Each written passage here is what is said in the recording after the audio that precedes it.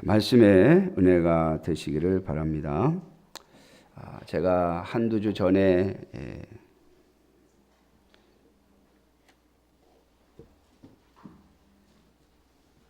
제가 핸드폰으로 어떤 중국의 어느 목사님의 글을 제가 소개를 받았어요. 근데 그 글을 읽는데 제 마음에 딱 와서 닿은 것이 뭐였냐면, 우리가 성탄절이 되면 현수막을 걸기를 하늘엔 영광 땅엔 평화 이렇게 거는데, 그 문구에 신앙적인 문제점이 있다. 왜 성경 말씀에 있는 대로 하지? 우리가 믿는 여호와 하나님 외에 우리 한국 사람들이 조상 때부터 섬기던 많은 신들이 있다. 바다에는 용왕, 산에는 산신령, 하늘에는 하늘님. 제가 그랬더니 주일학교 아이 하나가 그래요. 목사님, 그 하늘님은 하나님 아니에요? 여러분, 우리 조상들이 섬기던 하늘님, 그거 이제 받침 탈락의 원칙에 의해서 하느님이 됐죠. 하느님. 여러분, 하느님은요, 하늘에 있는 님, 그런 뜻이고, 하나님은 하나밖에 없는 절대신, 그런 뜻이에요. 그래서 기독교인들은 하느님이라는 말을 쓰시면 안 돼요. 카톨릭에서 용어를 그쪽으로 바꿨죠. 왜냐하면 세상 사람들하고 같은 용어를 쓰고 싶어서. 여러분 아세요? 애국가에 하느님이 나오죠. 원래 근데 그게 하나님이에요. 왜냐하면 애국가를 작사하신 분이 그리스도인이기 때문에 그분은 하나님이라고 썼어요. 그런데 나중에 믿지 않는 사람들이 그걸 하느님으로 바꿔버린 거예요. 왜? 그러면 우리가 꼭 기독교 국가처럼 되잖아요. 하나님이 보호하사 우리나라 만세 해놨는데, 사실 그게 이제 옛날 일제시대 때 만들어진 거잖아요. 많은 기독교인들이 독립운동을 하면서 하나님이 우리 나라를 보호해 주시기를, 그런 마음으로 그걸 작사를 했는데, 하나님이라고 해버리면 갈등이 벌어지니까 세상 사람들은 하느님이라고 개사를 한 거예요. 저는 애국가를 부를 때마다 큰 소리로 하나님이 그래버립니다. 왜냐하면 저에게는 하느님은 없거든요. 근데 우리는 생각하기를 하느님이 하나님인 줄 알아요. 그 아이가 그냥 툭 그러더라고요. 목사님, 하느님은 하나님 아니고. 맞다, 우리 잘못했구나. 제가 그렇게 생각했어요. 또 하나는 땅엔 평화 그랬는데, 성경에 분명히 하나님이 기뻐하신 사람들 중에 평화로다 그랬지, 땅의 평화라고 안 했어요. 땅에 있는 하나님이 기뻐하신 사람들. 여러분, 하나님이 기뻐하신 사람들이 누구예요? 성도죠, 성도. 그리스도인, 기독교인. 근데 우리는 이 기독교인들을 가리켜서 우리 스스로 뭐라고 해요? 성도라고 하죠. 거룩한 사람들. 우리가 거룩해서가 아니라 하나님이 우리를 거룩하다 해 주셨기 때문에, 예수님을 믿음으로 말미암아 의인이 된 자들, 그들에게 평화. 그러니까 성도에게 평화. 하나님께 영광, 성도에게 평화. 이렇게 써야 맞다는 거예요. 제가 그 글을 보고 동의했어요. 아멘. 그래서 오늘 제가 그 본문을 택해서 여러분들과 같이 읽었는데, 오늘 제목은 영광과 평화. 결론의 글자만 땄습니다.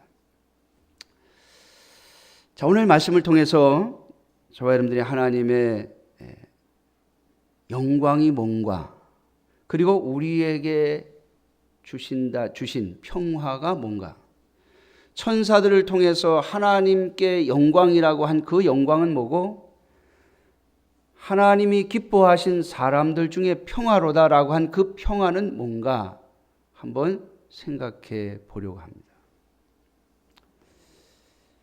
여러분, 아담과 하와가 범죄한 이후로 인간은 계속해서 하나님의 영광을 가리고 있습니다. 하나님의 영광을 모욕하고 있습니다. 그건 무엇을 말하는가 하면 하나님의 뜻과는 자꾸 반대로 간다는 거예요. 여러분, 인간의 죄가 뭡니까? 하나님의 뜻을 거스르는 거죠. 그것이 바로 하나님의 영광을 가리는 겁니다. 우리는 우리의 신앙 고백서, 신앙 교리서인 소위문답 1번에서 그렇게 고백하죠. 인간의 인생의 제일 되는 목적이 뭐냐? 하나님을 영화롭게 하고 그를 영원토록 즐거워하는 것이다.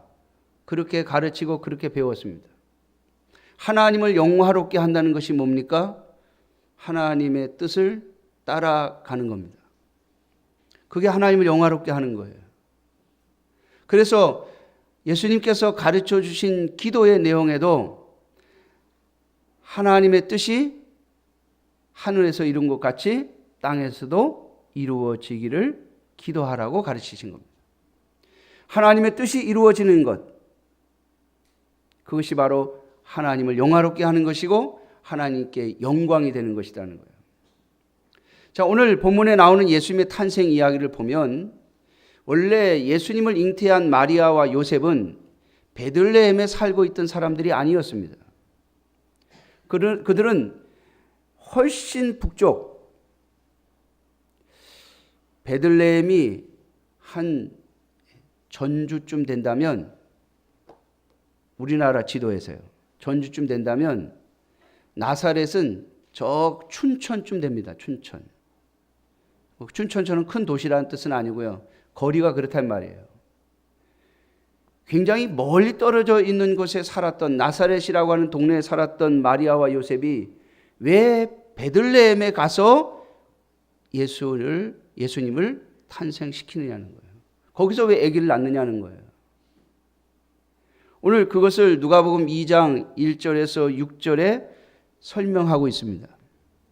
왜 나사렛 사람들이 베들레헴에 가서 아기를 낳았는가? 그들은 나사렛에서 살았고 나사렛에서 아기를 낳을 계획이었어요. 그런데 갑자기 로마의 황제가, 그 당시에 이스라엘을 점령하고 있던 로마 황제가 각각 자기 고향에 가서 호적을 하라는 거예요. 인구조사를 시작한 겁니다. 언제까지 기한을 주고 그때까지 다 가서 호적을 고향에서 만들어라. 우리는 이해가 잘 안 가죠. 그냥 자기 사는 데서 호적하면 되지 뭘 고향까지 꼭 가라고 하느냐. 그 사람이 진짜 그 신분이 맞는지, 그 사람의 이름이 맞는지 그걸 확인할 수 있는 곳이 고향이에요. 여러분, 제가 중국에 선교를 하면서 느낀 게 하나가 뭐냐면, 중국 사람들은요, 우리처럼 주민등록을 못 옮깁니다, 마음대로. 그래서 편지를 받고 싶으면 그 집주인의 이름 밑에다 자기 이름을 써야 돼요. 원래 그 건물 주인. 그래야 편지가 와요. 왜냐하면 모든 호적이 다 고향에 붙어 있어요, 고향에. 그러니까 이주해서 살면 우리처럼 주민등록을 옮기는 게 아니에요. 어느 곳에 살든지 간에 그 사람의 이 주민등록증에는 자기 원래 태어난 지역, 태어난 고향, 거기 주소가 평생을 따라다녀요. 물론 간혹 돈을 주고 자신의 출신지를 바꾸는 사람들이 있습니다만 그건 아주 드문 경우고, 거의 대부분의 사람들은 죽을 때까지 자기 부모들의 고향, 태어나기를 예를 들어서 상해에서 태어나도 자기 부모의 호적이 있는 거기가 자기 주소지예요. 안 바뀌어요. 못 바꿔요. 여러분 21세기엔 지금도 그러는데 지금으로부터 2000년 전이에요. 살던 곳에서 호적을 할 수 없어요. 그래서 자기 고향으로 다 가라 그런 거예요. 신원 확인을 분명히 하기 위해서. 황제의 명령이 떨어졌으니 안 갈 수 없죠. 기한이 정해졌으니 안 갈 수 없죠. 그래서 베들레헴에 갔는데 거기에서 딱 예수님을 낳은 거예요. 여러분 왜 그랬을까요? 왜 하나님이 그렇게 만드셨을까요? 하나님이 메시아는 어디에서 태어난다고요? 베들레헴에서 태어난다고 하나님이 미리 예언을 해 놓으셨기 때문입니다. 하나님께서 말씀하신 대로 태어나게 하기 위해서 하나님이 이미 노마의 황제까지도 움직여 놓고 계시는 거예요. 그 장소와 시간을 맞추시는 하나님. 그래서 원래 하나님이 계획하신 대로, 하나님이 뜻하신 대로, 하나님이 결정하신 대로 움직이도록 역사하시는 그 하나님의 역사하심. 여러분, 그게 하나님의 영광입니다.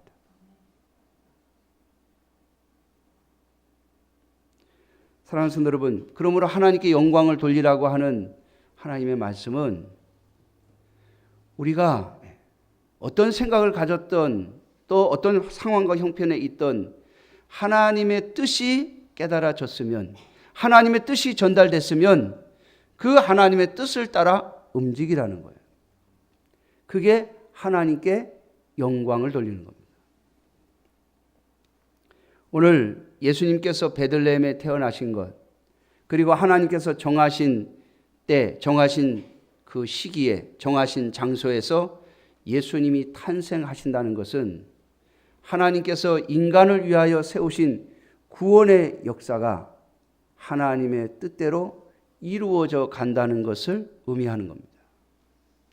하나님께서는 이스라엘 백성들을 애굽에서 구원하셔서 가나안 땅에 값없이 그들에게 땅을 차지하게 하시고, 그곳에서 하나님께서 그들에게 수없이 참고 인내하시며 다윗이라고 하는 사람을 세우셔서 하나님께서 아브라함과 이삭과 야곱에게 약속하신 모든 것을 완성시켜 주셨습니다. 그런데 그럼에도 불구하고 이스라엘 백성들은 끝없이 하나님의 뜻과는 반대로 가는 거예요. 그래서 하나님께서 인간을 구원하시고자 하시는 그 계획을 이제 예수 그리스도로 말미암아, 예수님으로 말미암아 이루시기로 작정하신 그것을 이제 시작하시는 모습이 바로 예수님이 예루살렘에 탄생하시는 겁니다. 하나님의 아들이 인간의 몸을 입고 이 땅에 오신 것이죠. 여러분, 하나님이 시작하시면 그 일은 반드시 끝을 봅니다. 제가 목회를 하면서, 신앙생활을 하면서 배운 것이 그거예요. 하나님이 뜻을 정하시고 하나님이 말씀하시고 하나님이 시작하셨으면 그것은 반드시 하나님이 완성하십니다. 그게 하나님의 영광입니다. 사랑하는 성도 여러분, 그 하나님의 영광에 참여하는 자들, 그 하나님의 영광에 동참하는 자들이 되시기를 주님의 이름으로 축원합니다. 저와 여러분들이 이 땅에서 오늘 성탄절을 앞에 두고 예수님의 탄생을 생각하면서 한 번 더 생각하실 것이 바로 이거예요. 오늘 새벽에 제가 그런 말씀을 드렸는데요. 이사야서 9장 1절에서 7절 말씀을 봤죠. 매일 성경 보신 분들은 아마 아실 거예요. 이사야 선지자를 통해서 하나님께서 한 아기를 이 세상에 보내시겠다, 그렇게 말씀하시며 그 아기는 기묘자요, 모사요, 전능하신 하나님이요,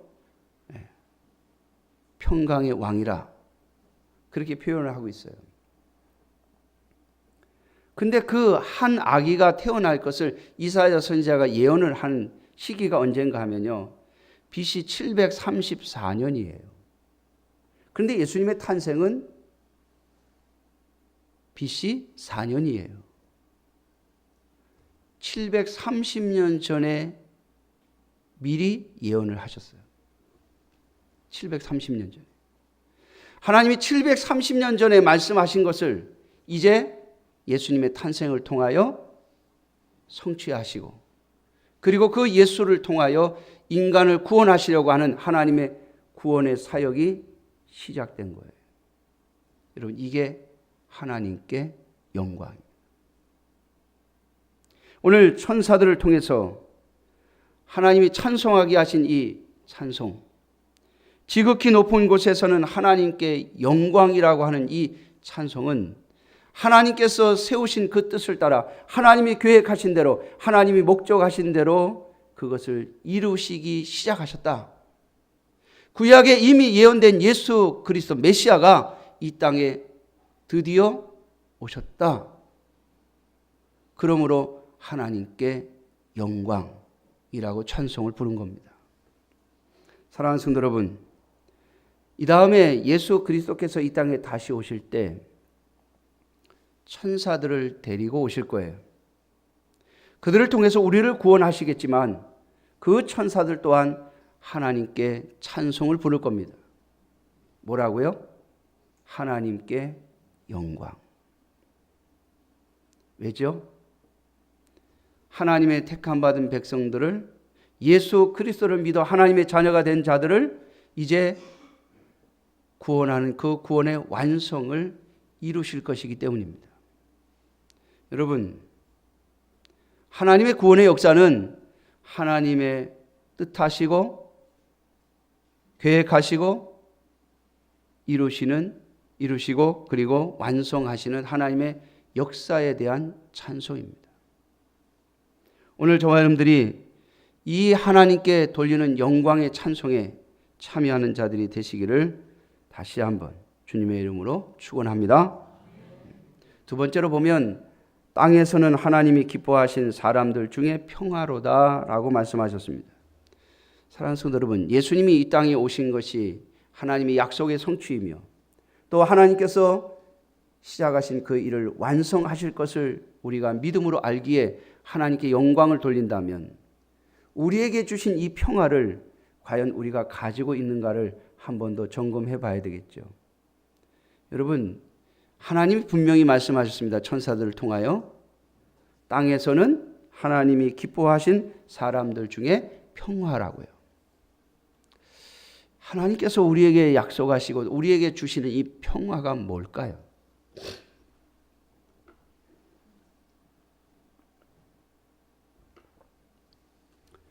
이게 무슨 평화예요? 어디서 오는 평화예요?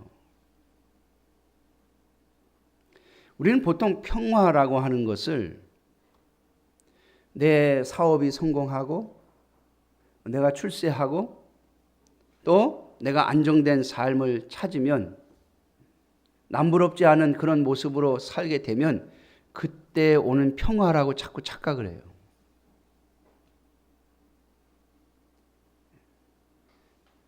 백세 시대라고 하잖아요. 건강하게 오래 살면 그게 평화라고 생각해요. 사랑하는 성도 여러분, 하나님이 우리에게 약속하신 평화, 예수님이 이 땅에 오심으로 말미암아 인간들에게, 특별히 하나님이 기뻐하신 사람들에게 주시는 이 평화는 죄값으로부터의 평화예요.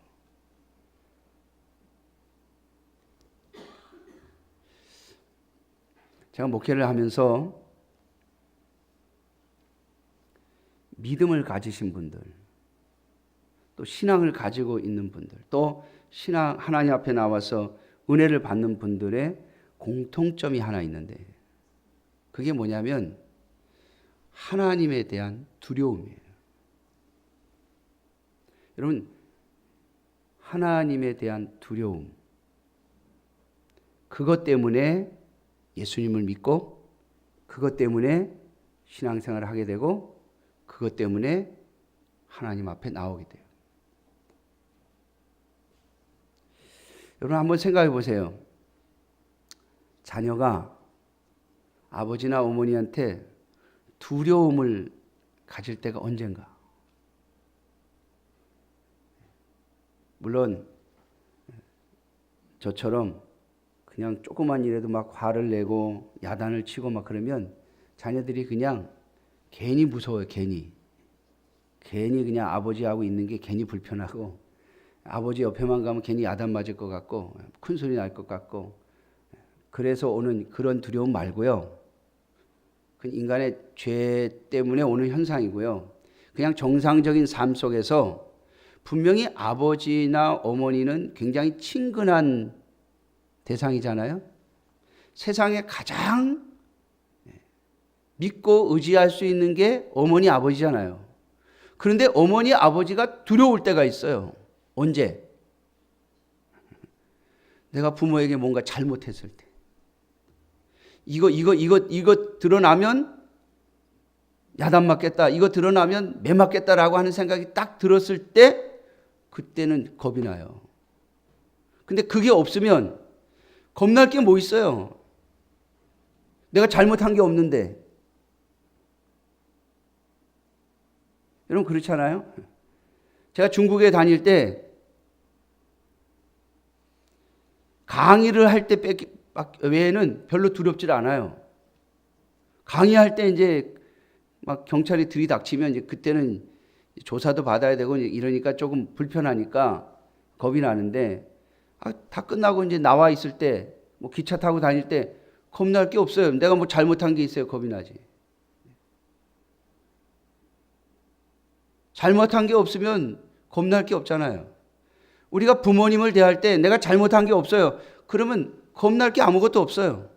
그런데 내가 잘못한 게 있다라고 하는 생각이 딱 들면 그걸 내가 가지고 있을 때는 두려운 거예요. 여러분, 우리가 하나님을 두려워한다는 것은 내 죄를 깨달았다는 거죠. 여러분, 내 죄를 깨달은 자만이 하나님 앞에서 은혜를 구하고 예수 그리스도를 믿을 수 있는 거예요. 그래서 진짜 예수 그리스도를 믿는 자들의 특징을 보면 공통점이 있는데, 그것은 바로 내가 하나님 앞에서 벌 받을 것 같은 마음이 드는, 벌 받겠다라고 하는 마음이 드는 사람, 그 사람이 예수 믿더라고요.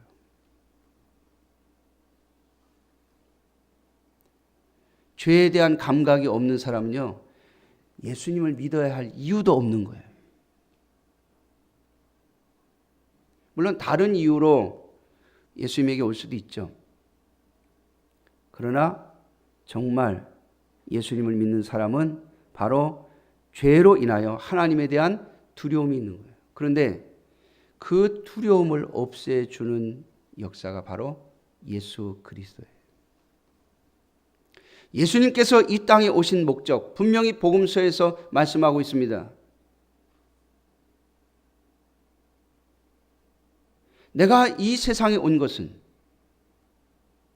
나를 하나님 앞에 화목제물로, 너희의 죄를 위한 화목제물로 나를 드리려고 이 땅에 왔다. 나는 의인을 부르러 온 것이 아니라 죄인을 불러 회개시키고 의인 되게 하려고 이 땅에 왔다라고 말씀하셨어요. 예수님이 이 땅에 오신 목적은 병을 고치려는 것도 아니고 부자가 되게 하려는 것도 아닙니다. 죄의 문제를 해결해 주시기 위해서 오신 거예요. 그게 바로 예수님의 십자가죠. 사랑하는 성도 여러분, 이 예수님이 이 땅에 오신 그 목적이 이제 이루어질 것이기 때문에 예수님이 이 땅에 오심으로 말미암아 예수 그리스도를 믿는 자들, 하나님께서 택하시고 부르신 자들, 하나님 앞에 나아오는 자들, 그들에게는 평화가 임할 거라는 거죠. 사랑하는 성도 여러분, 성탄절을 맞이할 때마다 저와 여러분들에게 이 평화가 있어야 됩니다. 예수님이 이 땅에 오심으로 말미암아 내 죄를 용서받을 수 있는 길이 열렸고, 그 예수 그리스도를 내가 영접함으로 말미암아 내가 죄값을 치르지 않아도 된다. 하나님의 진노에서 벗어났노라고. 하나님이 예수 그리스도 때문에 나를 용서하시고 나를 당신의 자녀로 받아주셨다고. 여러분, 이 고백이 저와 여러분들에게 평화를 가져다 주는 겁니다. 성경이 말하는 평화는 죄로부터의 평화예요. 죄값으로부터의 평화예요. 여러분, 이 평화를 가진 사람들은요, 죽음을 무서워하지 않습니다. 지난 목요일에 우리 옥합성교회 같이 사역을 하시는 이봉주 목사님 어머님이 소천하셨어요. 병원에 갔더니 당뇨 합병증으로 뭔가 조치를 취해야 되는데 이걸 한다 할지라도 그렇게 오래 살지는 못할 겁니다. 그러더래요. 그랬더니 그 어머님이 됐다. 내가 이제 하나님 앞에 가야 되겠다. 그래서 모든 치료, 수독 하나님 부르실 때까지 기다려라. 며칠 병원에 계시다가 부름을 받으셨어요. 사랑하는 성도 여러분, 어떻게 그럴 수 있죠? 저는 그 이야기를 들으면서 또 두 분이 생각났습니다. 우리 봉희석 권사님, 중환자실에 가 계시면서 성경 보고 찬송 부르시고 주님 나 불러 가시라고. 또 얼마 전에 소천하셨던 우리 이봉선 성도님, 제가 신방을 갔더니 목사님 왜 하나님이 빨리 안 부르신지 모르겠어요. 하나님 빨리 부르셔야 내가 갈 텐데. 여러분, 저와 여러분들의 마음속에 정말 그 고백이 나올 수 있습니까? 내가 오늘 예수 그리스도를 믿고 있다고 하는데 과연 내 마음속에 지금 당장이라도 주님께서 너 여기가 끝이야, 이제 올라와라 라고 하는 마음을 주셨을 때 알겠습니다 주님, 가죠. 여러분, 그렇게 말할 수 있는 평화가 내 속에 있느냐고요. 하나님이 우리에게 주시는 평화가 바로 이겁니다.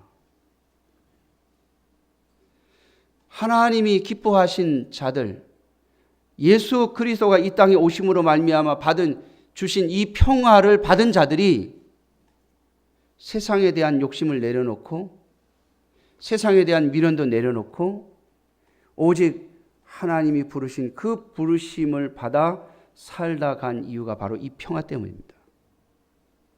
사랑하는 성도 여러분, 모든 죄값으로부터의 평화, 내가 하나님의 자녀가 되어서 이제 죄인의 삶이 아니라 의인의 삶을 살며 세상을 바라보는 것이 아니라 하나님을 바라보며 주님의 나라를 바라보며 사는 자가 되었다고.